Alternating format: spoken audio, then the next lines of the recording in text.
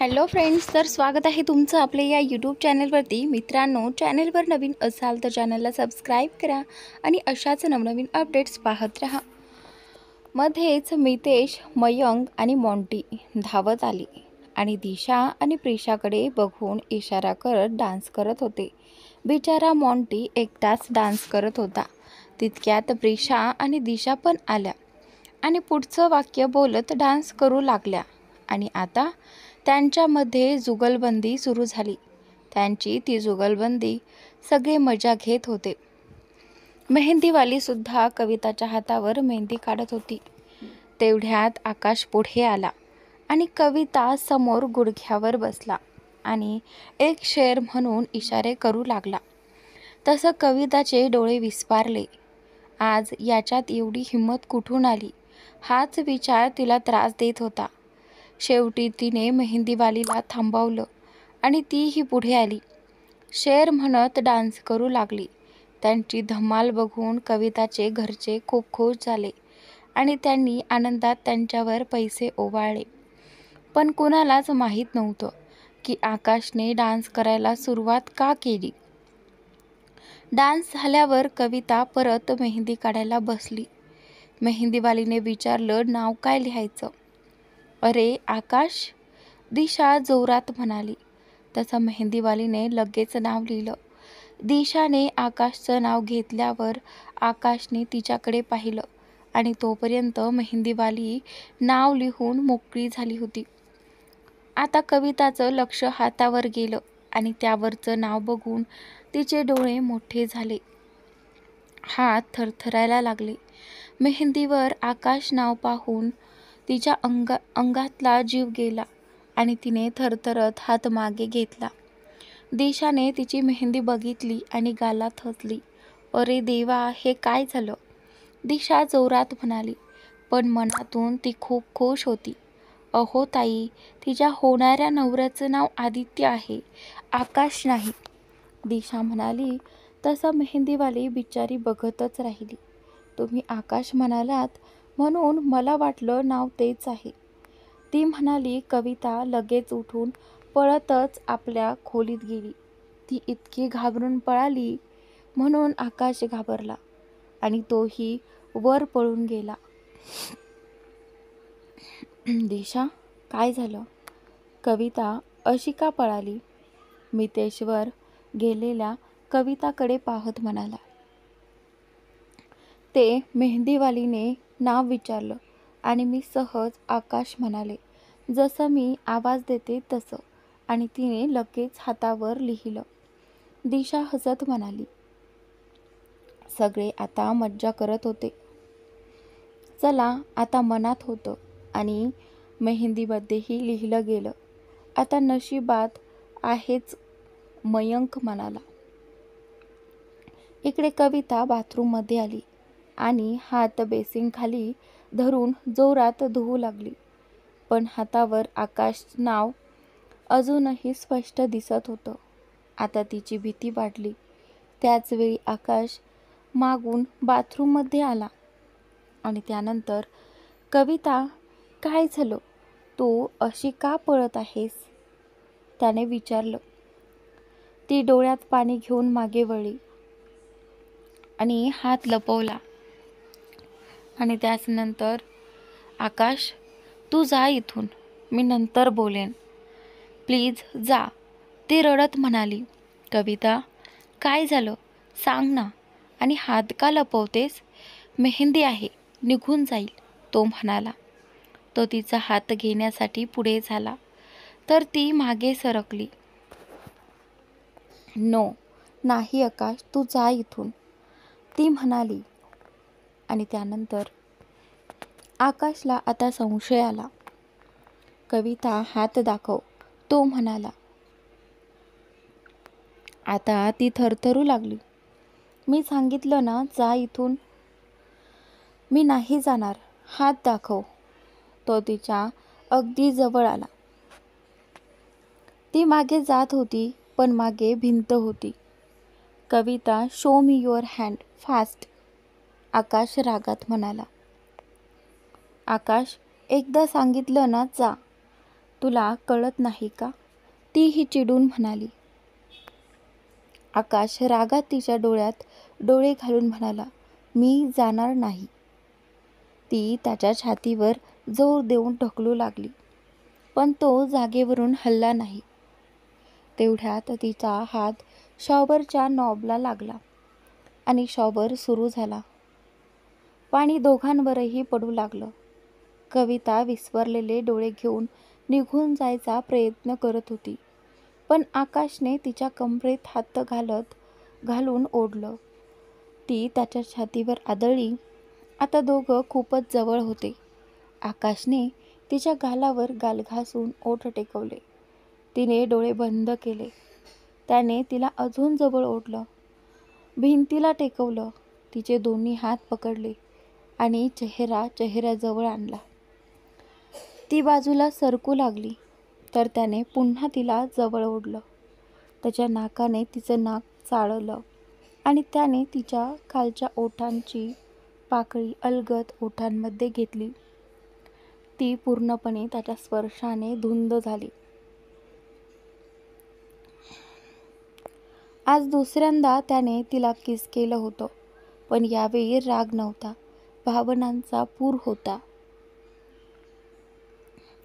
दोघांचेही ओठ एकमेकांना भिडले होते आणि त्या स्पर्शात कविता आणि आकाश दोघांचीही भावनिक गुंतवणूक एकत्र मिसळली होती. आता तीही त्याच्यात विरघळून गेली होती. तिचा हात त्याच्या डोक्यावर गेला आणि त्याने तिच्या कमरेत हात घालून तिला वर उचलून बाहेर नेलं आणि हळूच बेडवर ठेवलं. स्वतःही तिच्यावर आला. कविताचा श्वास जोरात चालू होता. त्याने तिच्या मानेवरून केस अलगद बाजूला सारले आणि ओठ टेकवले. कविताने बेडशीट घट्ट पकडली. कविता त्याच्या प्रेमात पूर्णपणे रंगून गेली. या क्षणी तिला कसलेच भान नव्हते. तिच्या समोर फक्त आकाश होता आणि त्याचे प्रेम तिच्यावर. ती त्याच्या मिठीत होती. त्याच्या स्पर्शात स्वतःला सुरक्षित वाटत होतं. त्याने हळूच तिच्या कपाळावरती ओठ टेकवले आणि कानाजवळ येऊन कानाची पाळी हलक्याच चावली. तशी तिचे हात त्याच्या पाठीवर अधिक घट्ट झाले. आकाशच्या नजरेत फक्त तिच्यावरचं प्रेम होतं. तिचं ठरलेलं लग्न त्याला विसरून जायचं होतं. त्याच्या स्पर्शात तीही वाहवत चालली होती. त्याने हळूच तिच्या मानेत चेहरा खुपसला. तशी ती क्षणभर स्तब्ध झाली. आता तिला जाणीव होऊ लागली, आपण काय करतोय. त्याचे हात तिच्या कमरेवरून पोटावर फिरत होते. नाही नाही, हे चुकीचं आहे. माझं लग्न ठरलंय आणि आदित्य, ते माझ्यावर खूप प्रेम करतात. मी असं काही केलं तर त्यांच्या विश्वासाला तडा जाईल. त्यांनी माझ्यावर जे प्रेम केलं त्याचा मी असा अपमान करू शकत नाही. माझं आकाशवर जरी प्रेम असलं तरी त्याने कधी ते सांगितलं नव्हतं, अजूनही नाही. आणि जो प्रेम असूनही बोलू शकत नाही, त्याच्या आयुष्यात मी कशी जाऊ? हे पाप आहे. असं म्हणून तिने जोरात आकाशला झिडकारलं. आकाश बाजूला झाला आणि शॉक झाल्यासारखा तिच्याकडे पाहू लागला. काय झालं कविता? मी काही चुकीचं केलं का? आकाशने डोळ्यात पाहत तिला विचारलं. आणि त्यानंतर पण ती बोलू शकत नव्हती. ती उठली आणि बाहेर जायला लागली. तेवढ्यात आकाशने तिचा हात पकडला. कविता, यावेळी मी तुला न बोलता जाऊ देणार नाही. सांग, मी काही चुकीचं केलं? आकाशचा आवाज रागात होता. हो, चुकीचंच केलंस. आणि मी इतकी बावळट होते की तुझ्या स्पर्शात हरवून गेले. जे चुकीचं होतं. मी असं करायला नको होतं. कविता डोळे मिटून हात तोंडावर ठेवत घाबरून म्हणाली. काय चूक केली मी?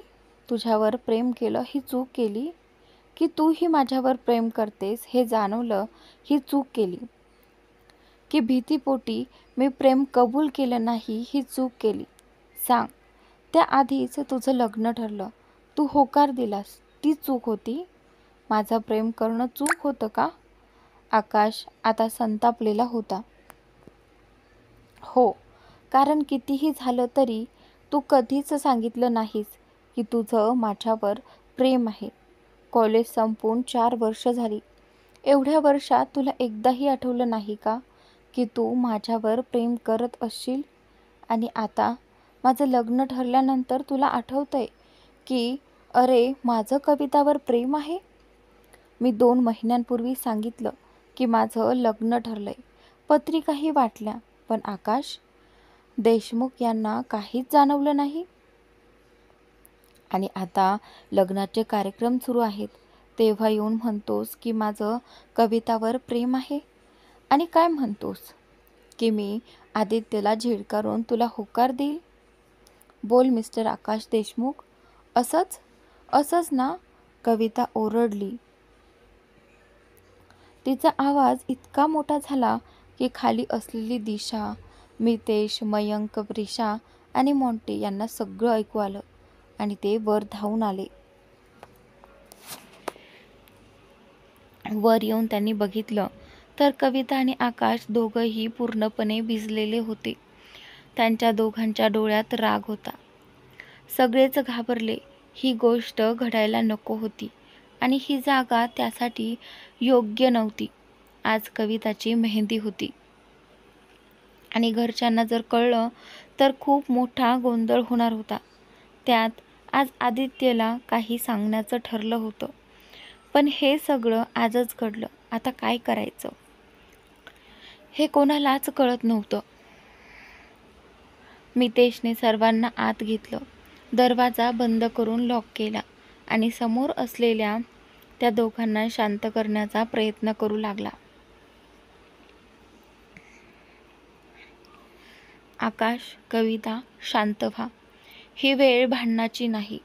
आम्हाला माहीत आहे खूप राग आहे, खूप काही आहे तुमच्याही मनात, पण ही जागा योग्य नाही. तुम्ही भिजलायत. आकाश चल तुझ्या रूममध्ये जा. आपण सगळं आवरून नंतर माझ्या फ्लॅटवर जाऊ, मितेश म्हणाला. कविता आणि आकाशलाही ते पटलं आणि आकाशने रागात कवितेकडे पाहून तो तिथून निघून गेला. आता याच्याशी बोलल्याशिवाय मी शांत बसणार नाही. कोण समजतो स्वतःला? आकाश देशमुख, आज तुझी सगळी उत्तरं मला हवी आहेत, कविता मनात म्हणाली. तिने जोरात कपाट उघडलं, एक ड्रेस ओढला आणि रागातच बाथरूममध्ये शिरली.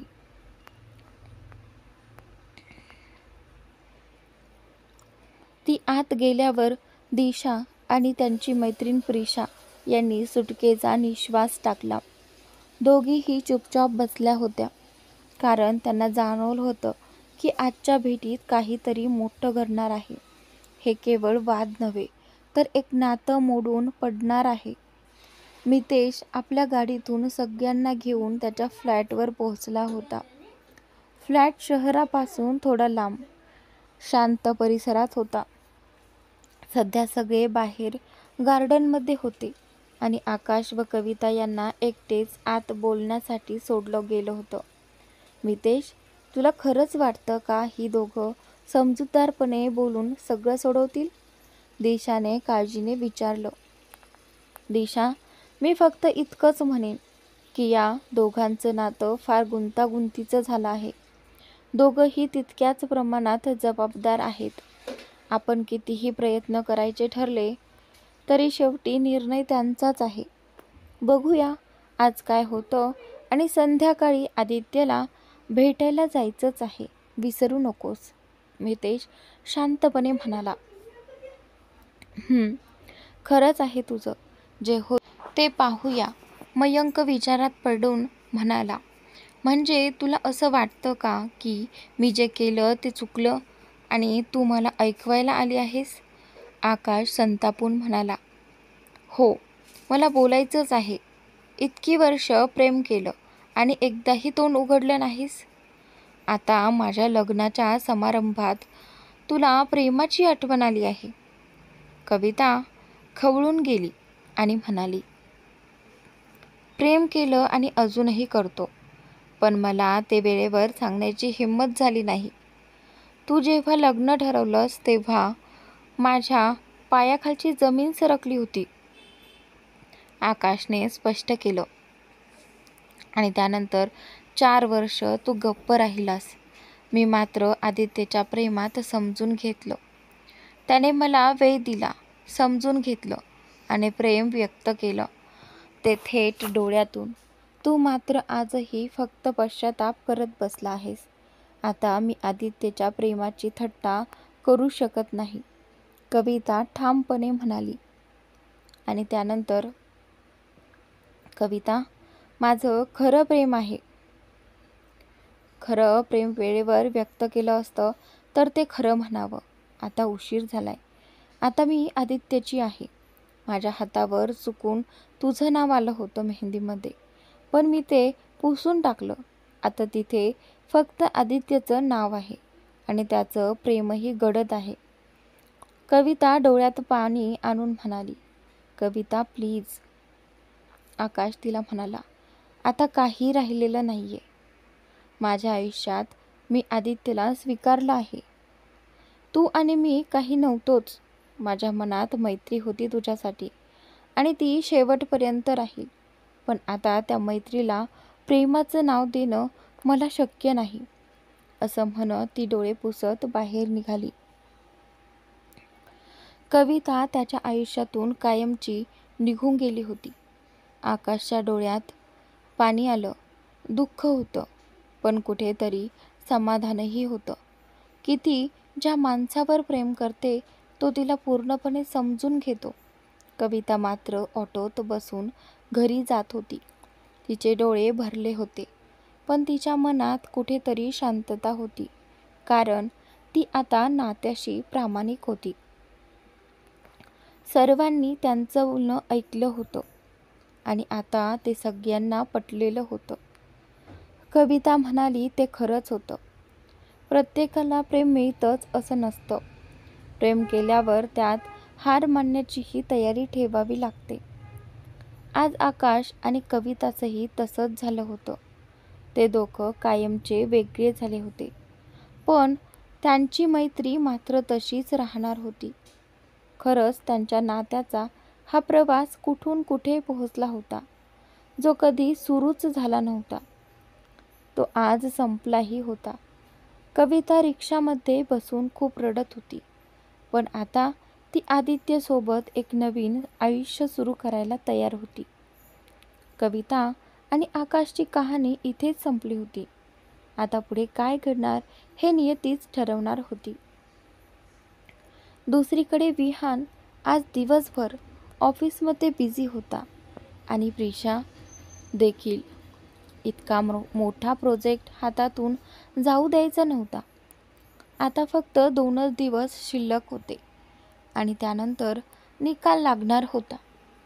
विहानने यावेळी स्वतः प्रचंड मेहनत घेतली होती या प्रोजेक्टवर, म्हणूनच सगळं अगदी नीट असं झालं होतं. हा प्रोजेक्ट मिळाला तर SD ग्रुप ऑफ कंपनीजचं नाव अजून मोठं होणार होतं. त्यामुळेच विहान आपली सर्व ताकद पणाला लावत होता. आज अखेर तो प्रोजेक्ट पूर्ण झाला होता आणि त्याची फाईल विहानने स्वतःच्या पर्सनल लॉकरमध्ये सुरक्षित ठेवली होती. त्या लॉकरचा पासवर्ड फक्त विहानलाच माहिती होता. रात्री 8 वाजता विहान केबिनमधून बाहेर आला आणि प्रिशाच्या केबिनचा दरवाजा उघडून आत गेला. प्रिशा समोर लॅपटॉपवर काम करत होती. ती इतकी बिझी होती की विहान समोर उभा आहे हे तिला जाणवलं सुद्धा नव्हतं. दररोज त्याचं थोडंफार तरी बोलणं व्हायचं, पण आज अजिबातच संवाद झाला नव्हता.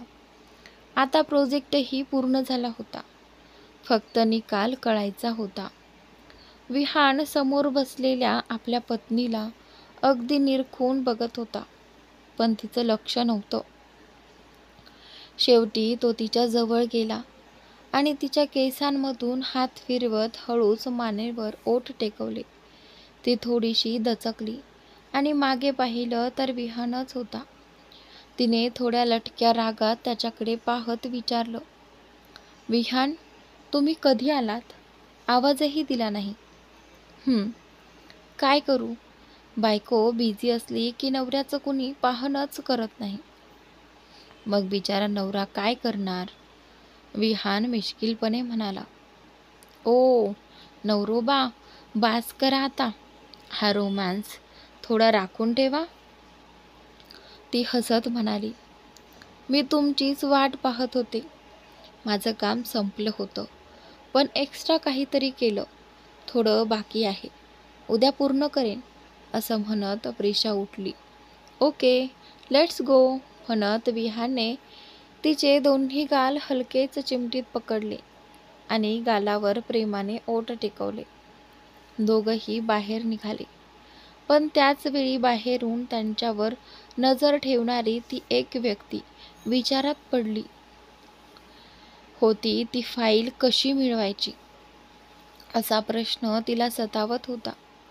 कारण ती व्यक्ती समजत होती की विहान कदाचित प्रिशाला ती फाईल देईल. पण विहानला काहीतरी शंका आधीच आली असावी, म्हणूनच त्याने ती फाईल लॉकरमध्ये ठेवली होती. आता ती व्यक्ती म्हणजेच विराज हिरमुसला होता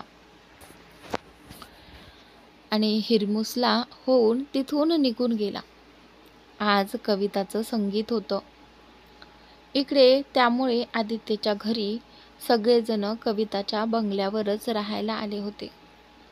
मितेश आणि इतर सर्वांना हे कळून चुकलं होतं की आदित्यला सर्व काही माहिती आहे आणि तो खूप समजूतदार आणि चांगला व्यक्ती आहे. त्यामुळे आता कोणालाही आकाश आणि कविताबद्दल काहीही बोलायचं नव्हतं. आकाशही आपली जवळची मैत्रीण लग्न करत असल्यामुळे आनंदी होता, पण आपलं प्रेम दुरावतंय याचं दुःख त्याच्या मनात होतंच. तिने लाल रंगाचा लेहंगा घातला होता, हातात हिरव्या रंगाचा चुडा, केस मोकळे चोडले होते, थोडासा मेकअप केला होता. ती हार घालणार इतक्यात दरवाजा उघडला गेला. तिने तिकडे पाहिलं तर समोर विहान होता. तर कविताचा होणारा नवरा हा आदित्य आहे. इथे चुकून विहान झालेला आहे, तर तुम्ही प्लीज समजून घ्या, कविता घाबरत म्हणाली. त्याने दरवाजा हलकासा लोटून आत प्रवेश केला. मग काय, आत होणाऱ्या बायकोला भेटायला कुणाची परवानगी लागते का? आदित्य हलकेच हसत म्हणाला. तशी तिच्या गालांवर गुलाबी छटा पसरली. आदित्य असं म्हणून तिने डोळे मोठे करून त्याच्याकडे पाहिलं. त्याने गालातल्या गालात हलकं हसत तिच्या त्या मोहक स्मिताकडे पाहिलं आणि तिच्या हृदयाच्या तारात छेडल्या गेल्या.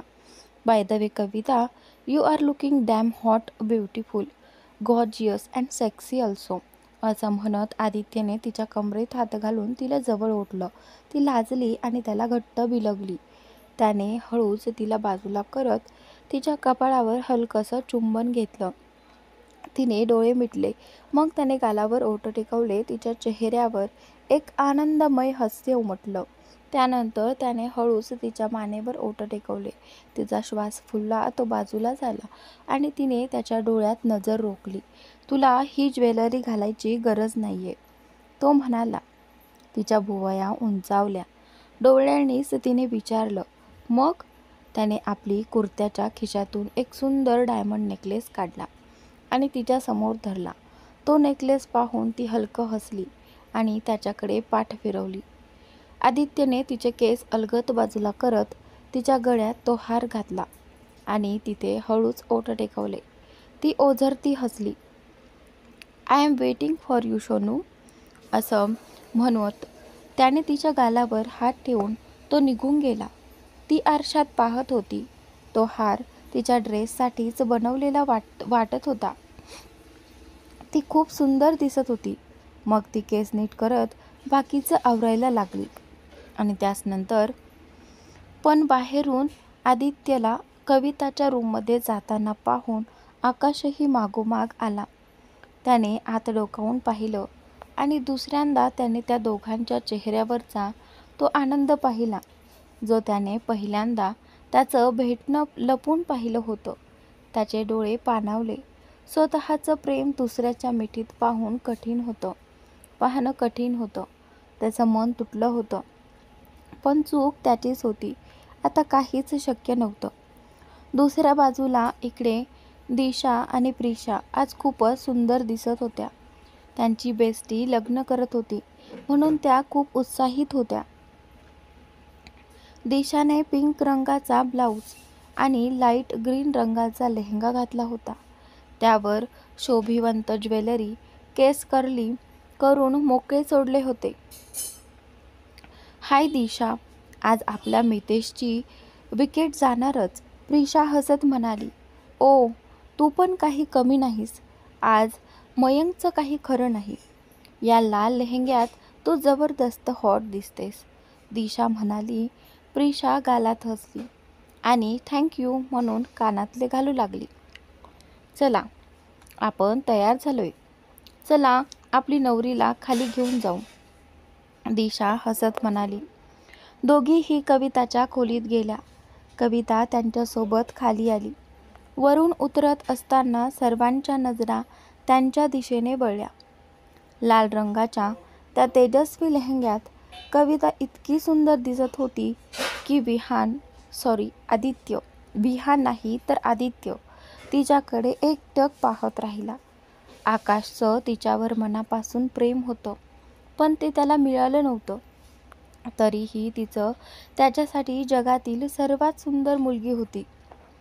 मितेश आणि मयंक तर दिशाशी आणि प्रिशाशी नजरच हटवू शकत नव्हते. त्या इतक्या सुंदर दिसत होत्या की त्यांच्यावर जीव ओवाळून टाकावा असं वाटत होतं. मॉन्टी बिचारा फक्त त्यांना पाहत होता आणि सभोवतालच्या मुलींवर नजर ठेवून एखादी पटेल का याच आशेने डोळे फिरवत होता. दिशा आणि प्रिशा यांनी कविताला प्रेमाने खाली आणलं आणि सर्वात समोर असलेल्या खुर्चीवर बसवलं. आदित्य तिच्या शेजारी बसला. त्याने तिचा हात हळूच पकडला. तिने त्याच्याकडे पाहिलं. त्याने डोळा मारला. तिचे डोळे मोठे झाले आणि लटक्या रागात ती त्याच्याकडे पाहू लागली. स्टेजवर मयंक आणि मितेश अँकरिंगसाठी आले. आकाश, मॉन्टी, कविता, आदित्य एकत्र बसले होते. थोड्या वेळापूर्वी आदित्यने कविताला डोळा मारलेला आणि तिचा हात पकडलेला पाहून आकाशला एक गोष्ट स्पष्ट झाली. कविता आता आयुष्यात पुढे गेली होती. Hello ladies and gentleman, Mitesh जोशात म्हणाला. आणि त्यानंतर माहीतच आहे, आज आमच्या नखरेवाली मुलीचं म्हणजेच कविताचं आणि आदित्य यांचा संगती समारंभ आयोजित केला आहे आणि लवकरच हे लग्न करणार आहेत. एकदा कविता आदित्यची धर्मपत्नी झाली की तुम्हाला माहीतच आहे पुढे काय होतं. जे लग्न झालंय त्यांना मी सांगायची गरज नाही, मितेश मस्ती करत म्हणाला. तसं तिथे असलेले सगळे हसू लागले. कवितेने मितेशकडे बारीक डोळ्यांनी पाहिलं. आई शपथ मितेश, बघ जरा कविता कशी बारीक डोळे करून बघते तुझ्याकडे. मध्येच मयंक तोंडावर हात ठेवत म्हणाला. त्याचं काय आहे ना मयंक, आता ती आपल्याला अशी बघते, पण नंतर आदित्यचं काही खरं नाही. ती मग त्यालाच अशी बघेल. मितेश हळूच हसत म्हणाला. तसा आदित्यही हसला. कवितेने त्याच्या हाताला चिमटा काढला. आदित्यने मग तिच्याकडे बारीक डोळ्यांनी पाहिलं. बघायला सुरुवात केली. बघितलं ना, मी म्हणालो होतो. आदित्य बघ, दहशत आत्ताच सुरू झाली, मितेश म्हणाला. तसं सगळे कविता आणि आदित्यसह हसू लागले.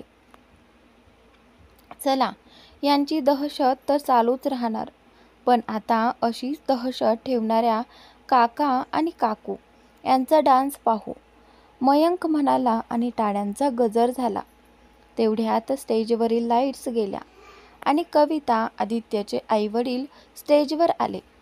त्यांनी धमाकेदार ठुमक्यांसह डान्स केला. टाळ्यांचा जोरदार आवाज झाला. ते लाजत खाली उतरले. ओ वाव, काका काकू, तुम्ही तर सर्वांनाच मागे टाकलत. डान्समध्ये. काय डान्स केला राव, एक नंबर, मयंक जोरात सिटी वाजवत म्हणाला. चला तर मग आता पुढचा डान्स करायला येत आहेत मयंक आणि प्रिशा, मितेश जोरात म्हणाला. मयंक लगेच पळाला आणि सगळे हसू लागले. पुन्हा लाईट्स गेल्या. स्टेजवर मयंक आणि प्रिशा आले आणि गाणं सुरू झालं. त्यांचा नोकझोक डान्स पाहून सगळे हसले. कविता आणि आदित्यनेही टाळ्या वाजवल्या. आणि त्याच नंतर, सो गाईज, आवडला डान्स? अरे डान्स नाही, भांडण करण्यात हे दोघं माहीर आहेत. यावेळी स्टेजवर आकाश आणि मयंक आले होते. आणि त्यानंतर, यार आकाश, मी नाही भांडण करत, ती प्रिशा करते, मयंक म्हणाला. बाबा मयंक, तू आता बोलून घे बिनधास्त, नंतर आहे तुझी बारात, आकाश म्हणाला आणि सगळे हसू लागले.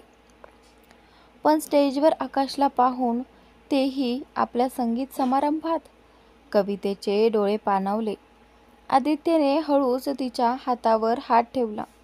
आणि त्याच नंतर, सो आता येत आहे आपल्या सर्वांची लाडकी जोडी, समजूतदार पण वेळ आल्यावर सगळ्यांना सडोतोड उत्तर देणारे, दिशा आणि मितेश, आकाश जोरात म्हणाला. आणि त्यानंतर मयंक आणि आकाश गेले. स्टेजवरील लाईट्स ऑफ झाल्या. वातावरण रोमॅन्टिक झालं. सगळीकडे गुलाबी हार्ट बलून आणि गुलाबाच्या पाकळ्या पडल्या. मितेशने दिशाच्या कमरेत हात घालून तिला जवळ ओढलं. दिशा त्याच्या डोळ्यात हरवली. त्याने तिला लांब करून पुन्हा जवळ ओढलं. मागून तिच्या गळ्यात मान टाकली. ती लाजली. तिने त्याच्या हातांवर हात ठेवले. त्याने मागे मान केली. तिने पाठमोरी होऊन डोकं त्यांच्या खांद्यावर ठेवलं. मग मितेशने तिला उचलून गोल फिरवलं. आणि त्याच नंतर त्या जोडीला पाहून सगळे टक लावून बघत होते. आदित्यही एकटक बघत होता. पण कविता, मयंक, प्रिशा, आकाश आणि मॉन्टी सगळ्यांना माहीत होतं त्यांचं प्रेम, म्हणून ते सगळे आनंदाने बघत होते. डान्स संपल्यावर सर्वांनी जोरदार टाळ्या वाजवल्या. आणि त्याच नंतर, wow Mitesh, Disha, you two are just made for each other, Akash म्हणाला. दोघं फक्त हसले.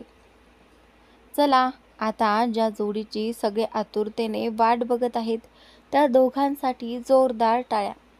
आजच्या संगीतची आन मान शान, कविता आणि आदित्य, आकाश जोरात म्हणाला.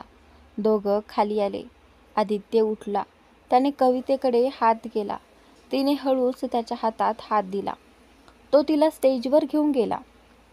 मंद संगीत वाजायला लागलं. त्याने तिला जवळ घेतलं. तिच्या कमरेवर हात ठेवला.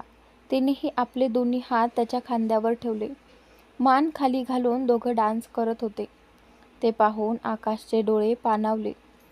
आपल्या प्रेमाला दुसऱ्याच्या मिठीत पाहून तो रडला. आदित्यचे तिच्या कमरेवर ठेवलेले हात पाहून त्याचा राग अनावर झाला.